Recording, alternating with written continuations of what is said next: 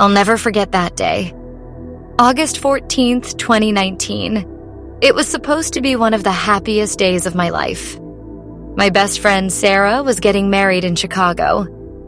She'd been my closest friend since high school. The one who always had my back.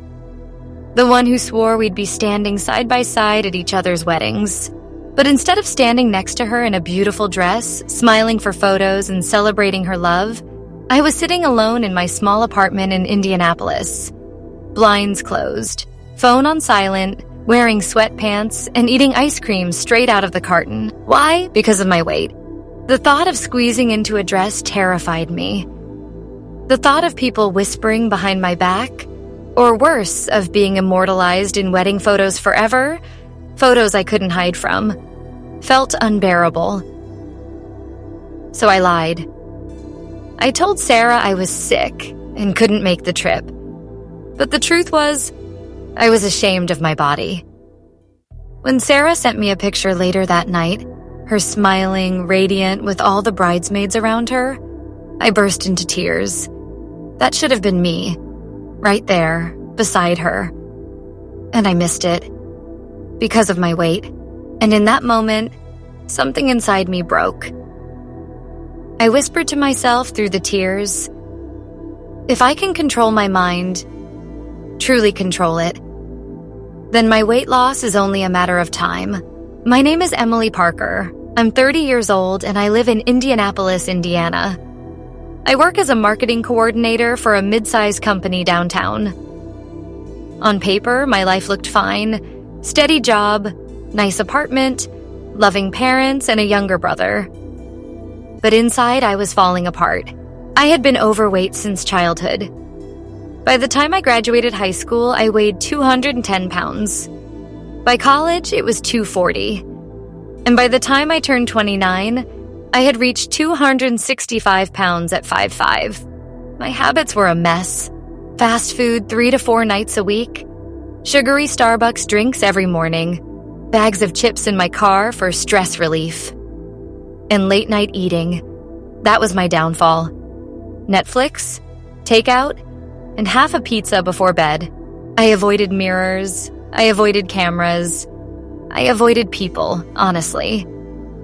I remember once a coworker invited me to go kayaking, and I laughed it off, pretending I was busy. Truth? I was terrified I wouldn't even fit in the kayak. Health problems were starting to creep in. My doctor told me my cholesterol was too high, my blood pressure was borderline dangerous, and my blood sugar was showing signs of prediabetes. My knees hurt climbing stairs. My back ached from just standing too long. And the worst part? I felt like life was passing me by. Birthdays, parties, vacations. I made excuses to skip them all. Because of my body. The wedding was the final straw, but looking back, the signs had been building for years. I remember one night in early 2019 standing in front of my closet. I had been invited to a work gala. Something fancy, something important for my career. I tried on every dress I owned. Nothing fit. Zippers got stuck halfway. Fabric stretched so tight I thought it would rip. My face turned red, sweat poured down my back, and I sat on the floor and cried. I didn't go to the gala. I emailed my boss and made up some excuse about a family emergency. But deep down, I knew I was lying. And then came the doctor's appointment. It was June 5th, 2019. I remember the date because it felt like a slap across the face. Dr. Reynolds, a kind but straightforward man in his 50s, sat across from me with my blood work in his hands. He looked me straight in the eye and said, Emily, you are on the verge of type 2 diabetes. If you don't make changes now, you're going to be in serious trouble. Not in 10 years, but in 2. Your body is screaming for help. My stomach dropped. I nodded, pretended I was listening, but all I could hear in my head was, this is your life unless you change it. This is your future. Medications, hospital visits, limitations. The wedding came just 2 months later. And when I skipped it, sitting alone in my apartment, I realized this wasn't just about weight anymore. It was about my life. That night, I stood in front of the mirror. I looked at myself. really looked for the first time in years. Puffy cheeks, swollen ankles, eyes that looked tired and defeated. And I whispered, "Emily, this is not who you are. This is not who you were meant to be." I made a promise to myself that night. Not a half-hearted, I'll start Monday promise. A real one. I was done waiting, done hiding, done missing life. This time I would change. My first step was small, embarrassingly small. On August 20th, 2019, I went for a walk around my block. That's it. Just one block. By the time I got back, I was sweating, gasping for breath, and my legs hurt. But I logged it. 0.4 miles, 12 minutes, 1 block. The next day, I did 2 blocks. The day after, 3. And slowly, I started to walk every evening after work. But food was my hardest battle. I had been using it as comfort for so long. My first week, I downloaded MyFitnessPal and started logging everything. That was a wake-up call. A grande caramel frappuccino, 420 calories. A slice of pepperoni pizza, 350 calories. A bag of Doritos, 100 calories in one sitting. No wonder I was gaining weight. I switched from frappuccinos to black coffee, from pizza delivery to grilled chicken salads, from chips to baby carrots. It wasn't perfect. Some nights I broke down and ordered fast food. But instead of letting one mistake ruin everything, I started again the next meal. The gym was terrifying. I signed up at Planet Fitness and almost backed out the first day. I sat in the parking lot for 15 minutes, convincing myself not to drive away. But I walked in, did 20 minutes on the treadmill, and left. That was enough. The soreness was brutal. My legs ached for days. My arms shook after lifting even the lightest weights. But each time I wrote it down in my notebook. Day 1, 265. LEBs walked 20 mins. Survived. And slowly the scale started to move. 262, 258, 253. The first 10 pounds felt like a miracle. Something shifted in October 2019. I had been at it for 2 months, and one evening I climbed the stairs to my apartment without stopping to catch my breath. Halfway up, I realized, I'm not dying. I can breathe. I stopped in the hallway, laughing through tears. For years, those stairs had mocked me. And now, I was winning. That same week, I tried on a pair of jeans I hadn't worn since college. Size 18. They zipped. I stood in front of the mirror, hands trembling, staring at myself. It wasn't perfect, but it was progress. My mindset began to change. I wasn't just dieting. I was building a new life. I started meal prepping on Sundays. Chicken, rice, broccoli. I carried a water bottle everywhere. Every morning before breakfast, I had a little routine. Stretch, journal, drink a big glass of water, and take a supplement my doctor had suggested for energy and appetite control. I won't say the name here, but let's just say, it helped me more than I expected. People began to notice.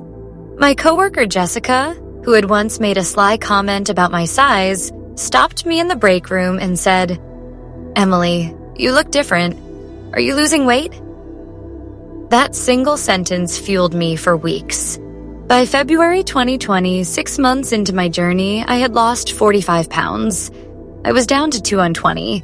The day I stepped on the scale and saw that number, I screamed.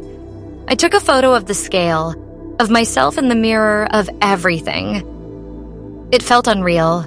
My doctor was stunned. My blood pressure was normal. My cholesterol had improved. My blood sugar? Back in the safe range. Dr. Reynolds smiled and said, "Emily, keep doing exactly what you're doing. You're adding years to your life." That spring, something even bigger happened. I signed up for a local 5K charity walk. Me, the girl who once couldn't walk around the block. I trained for weeks, and on race day, March 15th, 2020, I crossed the finish line at 52 minutes. I cried the whole last mile. In June 2020, a year after I had started, I reached my biggest milestone. I weighed 175 pounds. 90 pounds gone. 90. I stood in front of the mirror in a size 10 dress, spinning around, tears streaming down my face. I didn't recognize the woman staring back at me. But for the first time, I liked her. Looking back now, I don't hate the old Emily. I used to think she was weak, lazy, hopeless. But now I know she was just hurting. She was using food to cope with pain, stress, loneliness, and she was waiting for someone, me, to finally step up and fight for her. This journey taught me patience. I learned that discipline matters more than motivation, that small habits done every day matter more than grand plans. I wrote down my entire routine, every meal, every workout, every slip-up, so I would never forget where I started, because I never want to go back. Today, as I sit here sharing my story with you, August 2023, 4 years later, I weigh 172 pounds. I've kept it off. I hike trails in Brown County with my brother. I dance at weddings without fear. I even stood as maid of honor at my cousin's wedding last year, smiling proudly in every photo.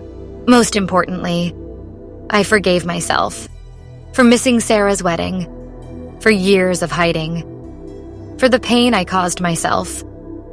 I called her, told her the truth, and cried as I apologized. She cried too, and she said, "Emily, I don't care about the photos. I care about you being here now. If you're listening to this and you feel trapped in your body, hopeless, ashamed, I want you to hear me clearly. Change is possible. You are not broken. You are not too far gone. You are one decision away from starting. And that one decision can change your entire life. Take the walk. Drink the water. Write down your food. Do it even when you don't feel like it. Because one day you'll climb those stairs without gasping. You'll zip those jeans. You'll look in the mirror and finally see yourself again. I am living proof. Please don't forget to subscribe to our channel for more true transformation stories. And for those serious about transforming their health, remember, lasting change starts with mastering your mind, eating smart, moving daily, and using the right proven supplements. Our website, weightlossspeech.com, is packed with science-backed diet plans, powerful workouts, and proven supplement tips to help you reach your goals faster. This is Emily Parker's story. Thank you for listening.